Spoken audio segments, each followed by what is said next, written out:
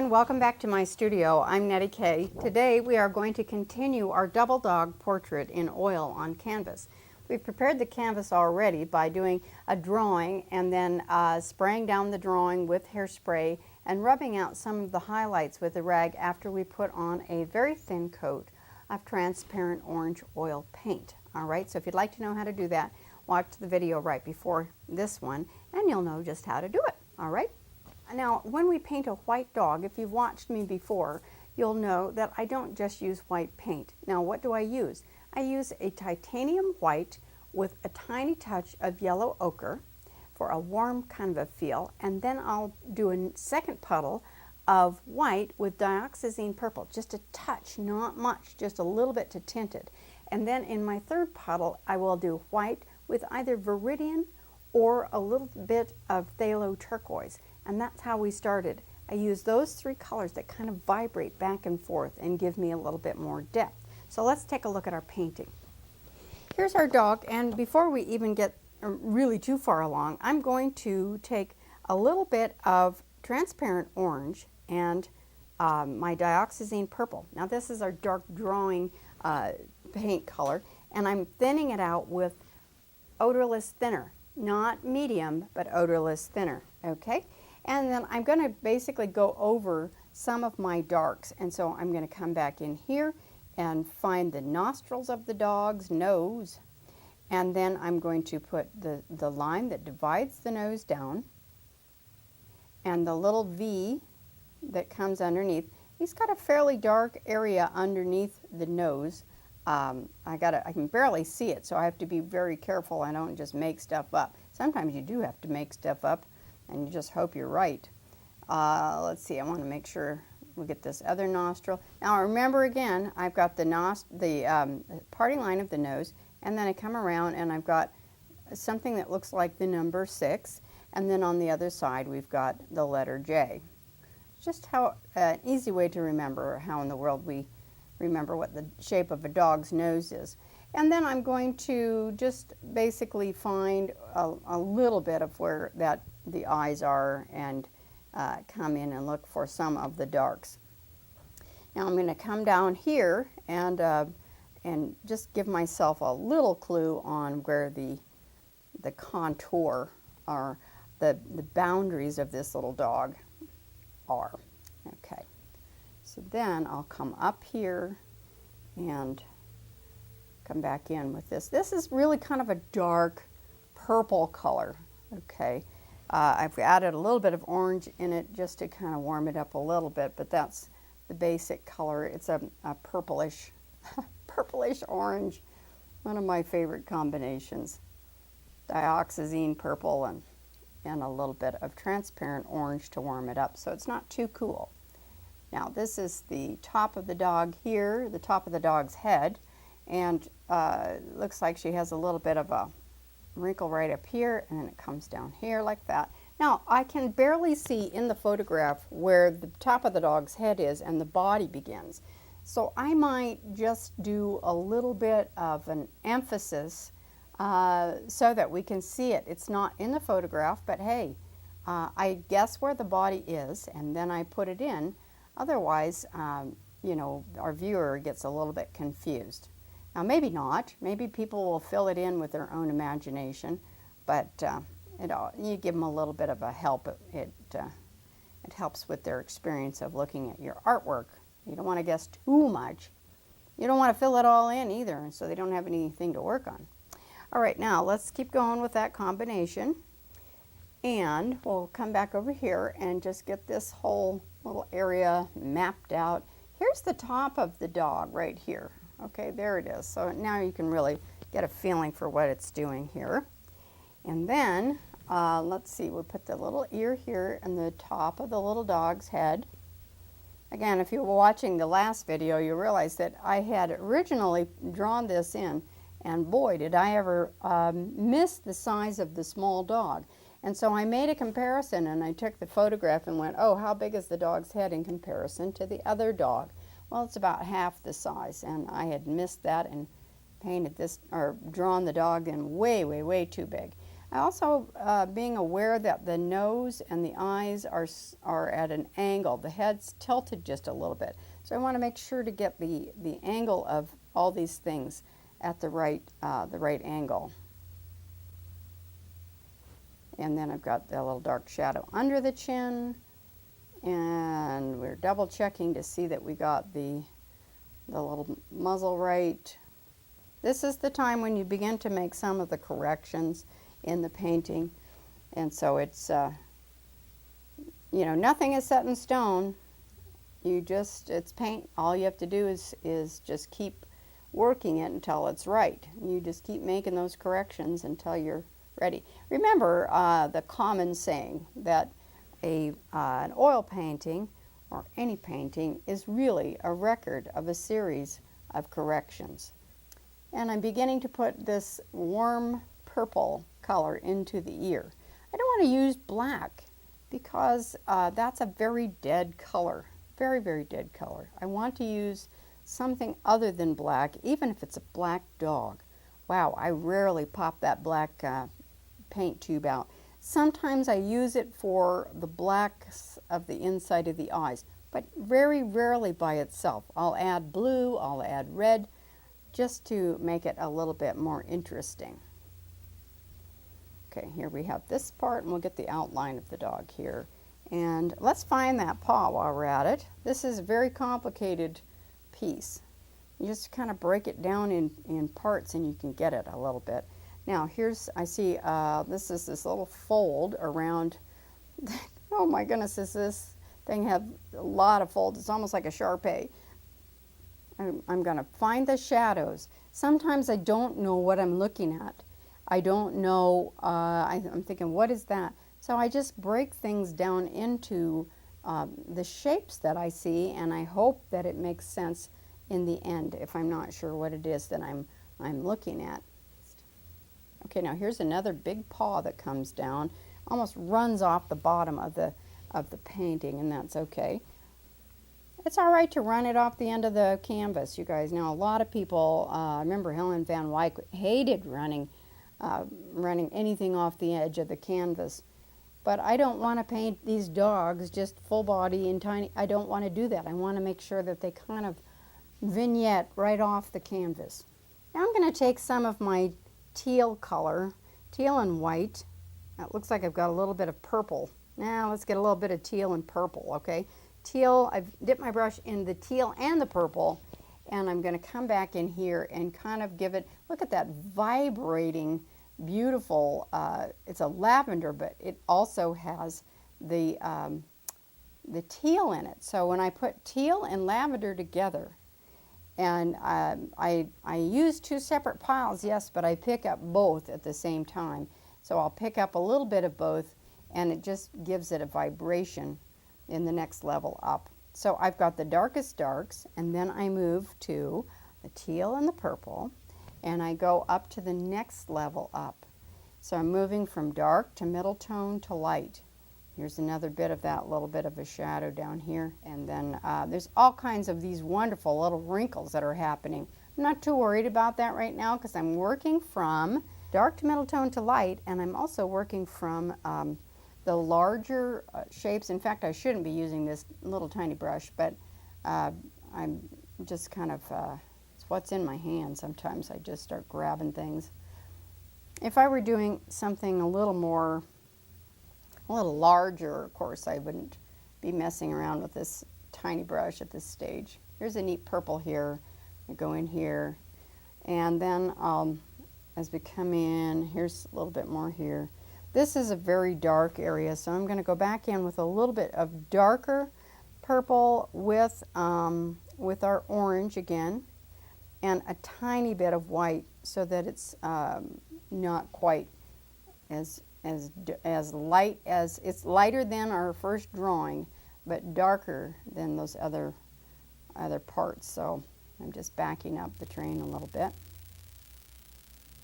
Finding each individual shape, not lines and details so much, it's the overall shape of various different things. Okay, and you know, generally I might work the whole painting over at one time.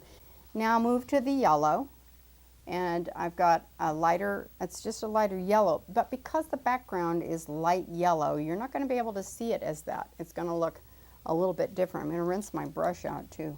Let's keep going with that purple. I like it. Lighter purple. The last layer is going to be the really light white with the yellow on it. And meanwhile, let's see, want to put in kind of a greenish color. So I'm grabbing, this time around, I'm grabbing some yellow ochre and a little bit of black.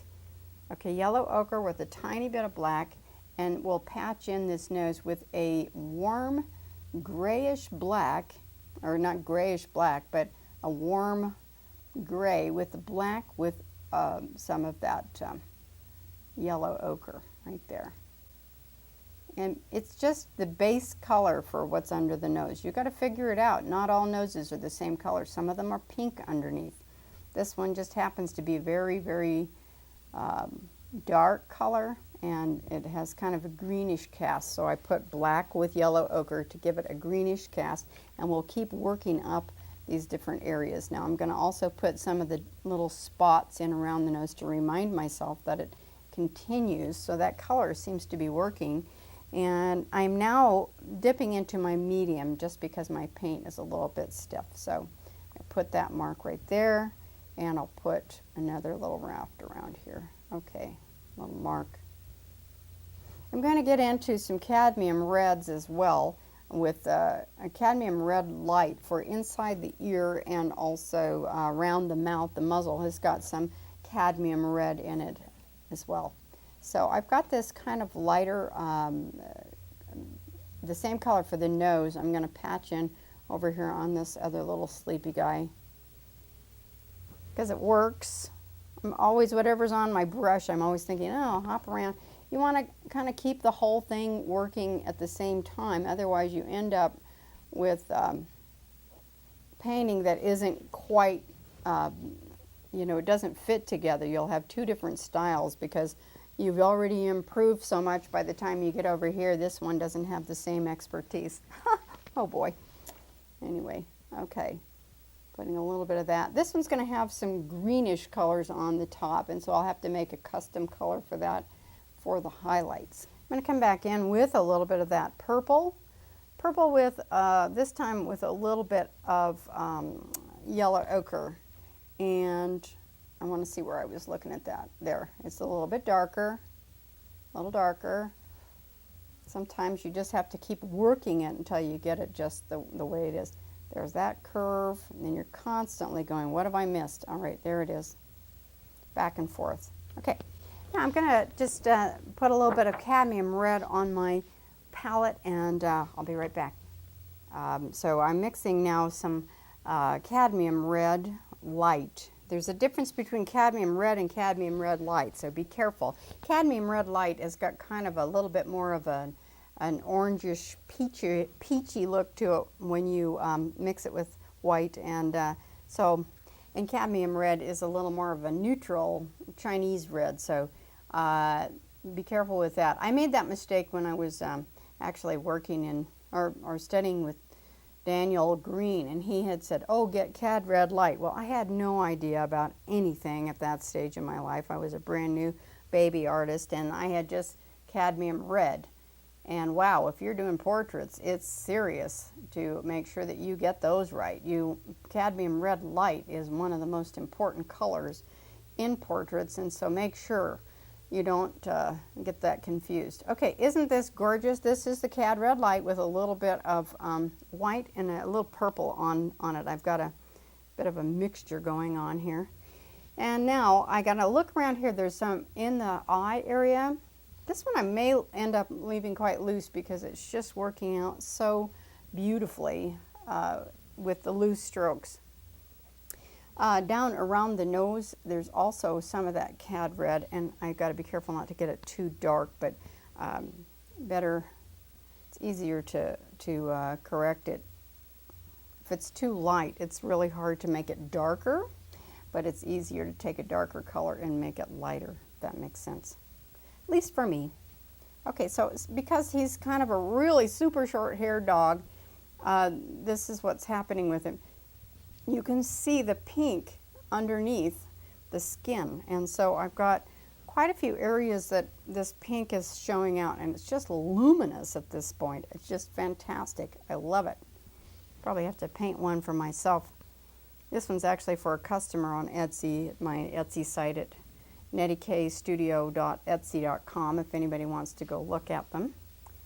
Okay, there's that. Now, do I see any more? Oh, here's some down here on the little piggies. There's some little red down there. And there we go. I hope you can see that. All right, now the next thing I'm going to do is I'm going to grab some of this white with yellow. I think I've mixed my yellows and there's a little bit of yellow on top of that. Okay, a little more of the light white. White with a itty bitty teeny weeny piece of teal, okay? That's our next color up. And I find that particular combination of the teal with the white probably the brightest. It creates the brightest sense of white, is adding it to the teal. And sometimes I'll go back and forth and add teal with white, and then I'll put yellow with white next to it, or the violet with white next to that. So here we have this over the eye, and then I'll pull that in. Anywhere that I see just the lightest light, I'm using the teal with the white. Okay, isn't this fun? This is just really, really fun. I just feel so happy when I'm doing something that's more painterly or just really, really creative and with the photos. So, you know, if you guys are ordering a portrait, make it interesting. You know, don't just send pictures that are just boring of your animals. Find them doing something. This one is, these guys are sleeping and cuddling, and that just makes to have something interesting to look at. You know, if it's not an interesting photograph, it's not going to make an interesting painting. Nope. All right, here's some of the yellow color. Again, you can't really see the yellow color as easily because of the yellow background. So that's a challenge in this particular one, but in the end it will kind of show up a little bit. Right now I'm going to look at this area here. I need, let's see, I need some light. I'm going to go with that teal again this time for this area right underneath, right, this little wrinkle. I have the eye coming up here, and then here is this little part of the head here. And this is really light here. And then I come in, and rather than painting, you know, every little wrinkle, I'm just painting the highlights. I put a line there, yes, and then I put a little highlight over the top, and it's just super neat. All right. Mixing a little more white with purple. It's a lavender color right there. Lavender, lavender. I'm going to fill that up with the lavender white and a little bit there around the edges. And then I'll come back in with the teal and white. It's kind of the frosting on the cake back up here. There we go. Teal and white. All right, so you get the idea of how to do this kind of a looser rendering of the dog. Now, I love the looseness of this, don't you? I hope you do too. I like all the tight detail too, but I do love when we can do something that's a little more painterly. Now this one will probably end up not quite so painterly because it's for a customer, and I don't know what they expect. So I'll show them a photo of the more painterly looking rendition, and I'll say, would you like that tighter, or are you happy with the looseness of it? I want my customers happy. They also want to be an artist in the middle of all of that. So see how when you get most of the work done with the drawing underneath and the tonal rendering, how easy that is later on. Now I'm going to come in and put the teal and white there where that piece of that thing, that fold comes out right here. Teal and white over the yellow. and we just put it in like this. All right, I'm going to leave that dog for a moment, and we're going to come back in and do a little bit of this other dog. This one I'm going to take some purple and teal mixed together, and now we're going to find the darks in the purple and the teal. I think we'll go back in with a little more teal, and I find the darks and find where the little eye is there. And then I got to make sure that I got the position of the nose in just right. I think it's off, but there's where the little nose is. And then I put the, now remember, most of the time, guys, this area right under here, this area here, don't make that too long. It's very, very short.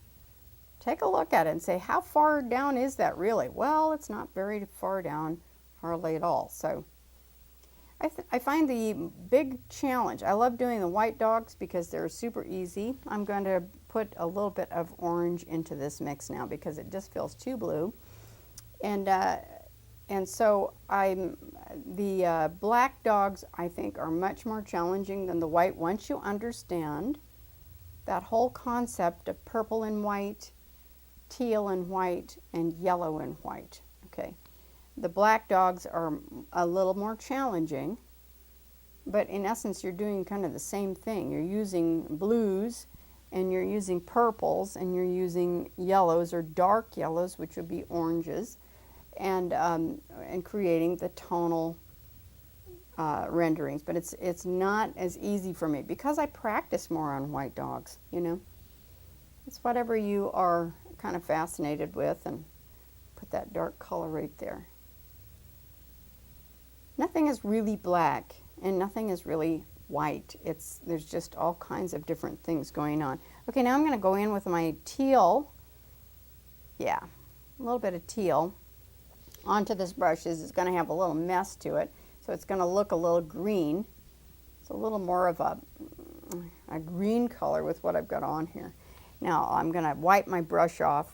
Notice I'm not cleaning my brush a lot. I wipe it off on my rag, and then I go back into my colors, and I don't worry about rinsing like Bob Ross with all of his, yeah, no, that's silly. I don't bother with that, and I can still keep my paints pretty clean as long as I'm wiping them off. Now, I'm not very clean. I've got a big mess all over my hands, but probably should be wearing gloves, and I probably will switch to gloves pretty soon. I'm just making such a big mess. All right, now I'm just for fun, I'm adding the highlights into it with a kind of a teal green, teal color that the more I work, this is going to become more and more green. And then we'll put that little nose there and come down.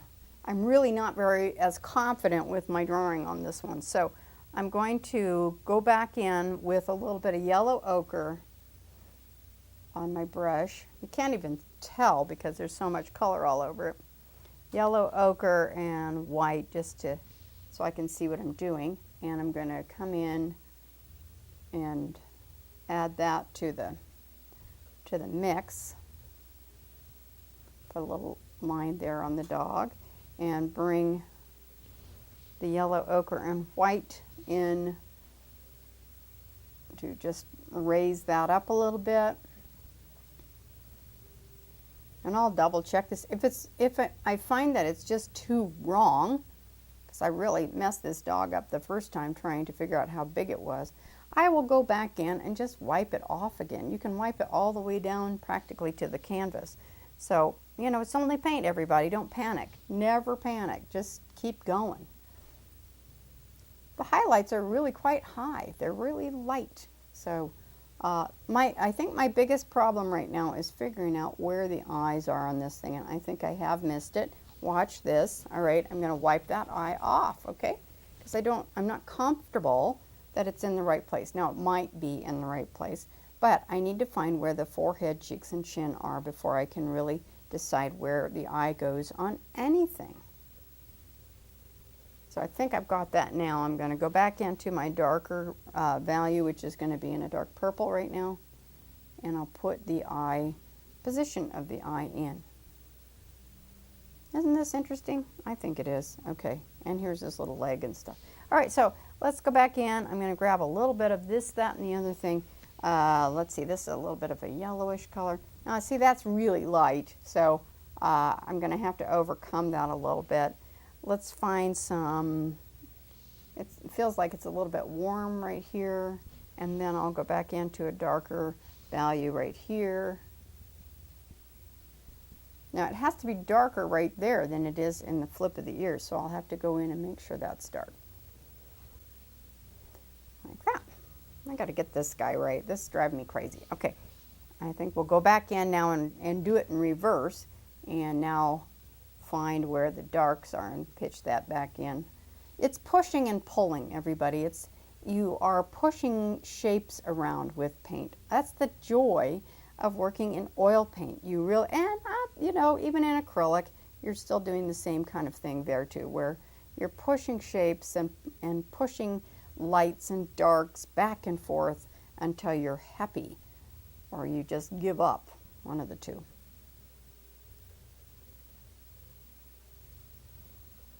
There, okay. Well, I think we've got the basic shape of that little critter down. There. And let's go back in and give this part, there's a light that goes under the eye there, and then it kind of comes up. These eyes are so weird.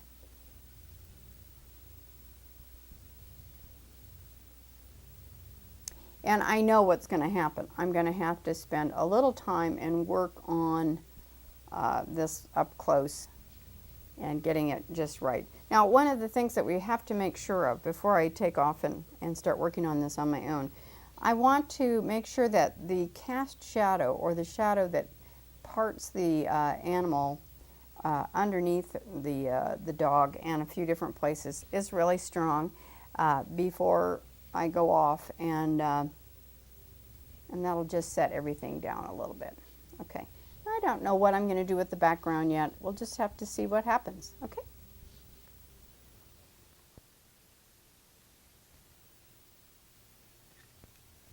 Well, it's been a couple of days, and I have just done a little bit more on this particular painting. I took a photograph and I allowed the customers to see it at this stage in case they decided that they liked it in a more impressionistic style. And they have chosen to go ahead and have me do it in a more realistic style, which just means I have to just keep refining and using smaller and smaller brushes. And that's just one of just a matter of choice for my customers, and I appreciate that.